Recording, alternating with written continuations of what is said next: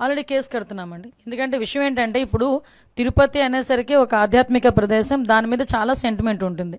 తిరుపతిలోని ఎక్కడైనా ఏదైనా చిన్నది అంటే మాంసాహారం ఎక్కడ దొరికినా, ఒక సిగరెట్ దొరికినా, లేకపోతే ఏదైనా మద్యపానానికి సంబంధించిన అంశాలు ఏమైనా దొరికినా కూడా భక్తుల మనోభావాలు దెబ్బతినే పరిస్థితులు ఉంటాయి.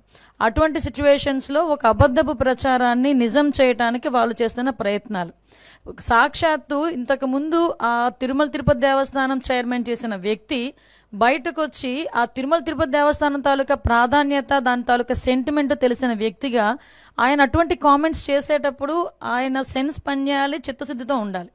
ఎందుకంటే ఇది దేవుడితో కూడుకున్న వ్యవహారం, దేవుడికి సంబంధించిన వ్యవహారం. ఇప్పుడు ఏదో మత సంబంధించిన ఘర్షణలు తీసుకురావాలి, ఎక్కడో law and order issues create అవ్వాలి కాబట్టి ఈ రకంగా మనం చేయటం. ఇంతకు ముందు మీకు తెలుసు ఒక పింక్ డైమండ్ అని చెప్పి ఒక రకమైన దుష్ప్రచారం చేశారు. అరే అసలు పింక్ డైమండే లేదు అని చెప్పి ఆర్కియాలజీ డిపార్ట్మెంట్ వాళ్ళు కూడా బయటకు వచ్చి చెప్పే పరిస్థితి వచ్చింది.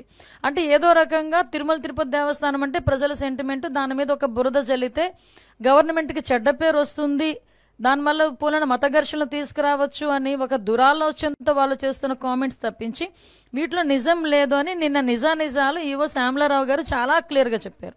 ఎంత దౌర్భాగ్యం అంటే అక్కడ ఈవెన్ ఆ గోశాలకి 2023 నుంచి విజిలెన్స్ అధికారులని కూడా లోపలికి రానివ్వని పరిస్థితి, అంటే లోపల ఏం జరుగుతుందో కూడా తెలియని పరిస్థితి.